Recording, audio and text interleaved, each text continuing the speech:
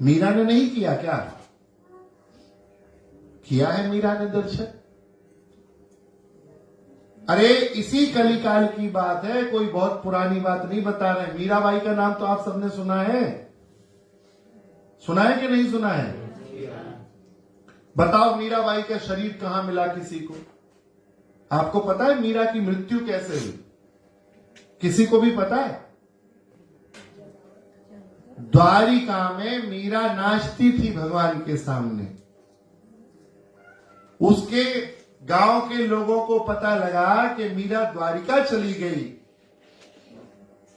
वो गांव के लोग द्वारिका पहुंचे और मीरा से कहा, बाई साहब चलो वापिस, हमसे बड़ा अपराध हुआ, हम आपकी खूब सेवा करेंगे।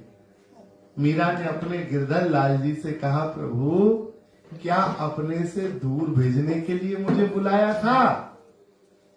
और रोज के भांति आज मीरा ने पुनः पैरों में घुंघरू बांधे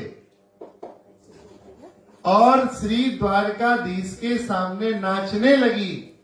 और नाचते नाचते नाचते सारे गांव वालों के सामने सबको लग रहा था कि मीरा नाच रही है भगवान की पत्थर की प्रतिमा के सामने। सबको पाषाण विग्रह दिख रहा था, पत्थर की मूर्ति दिख रही थी और मीरा के सामने साक्षात द्वारकाधीश खड़े थे। उन्होंने इशारा दिया मीरा को और मीरा दौड़ती दौड़ती गई और भगवान के शरीर से मीरा ने स्पर्श किया और द्वारकाधीश की प्रतिमा के अंदर समा गई। मीरा का शरीर नहीं मिला किसी को, प्रतिमा के अंदर समा गई। चैतन्य महाप्रभु का नाम सुना है आपने? चैतन्य महाप्रभु का शरीर कहां मिला? जगन्नाथपुरी में जगन्नाथ भगवान के सामने ऐसा विरह उत्पन्न हुआ, ऐसा विरह उत्पन्न हुआ कि दौड़े महाप्रभु जगन्नाथ भगवान से मिलने और दौड़ते दौड़ते गर्भगृह में गए और जगन्नाथ महाप्रभु में जाके समा गए। जैसे कोई दौड़ते दौड़ते जाए और समुद्र में समा जाए, ऐसे जगन्नाथ भगवान की मूर्ति में चैतन्य महाप्रभु समा गए।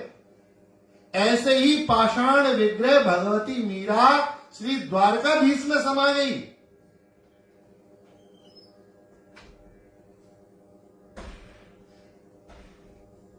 बात केवल इतनी है, हमारी श्रद्धा कितनी है।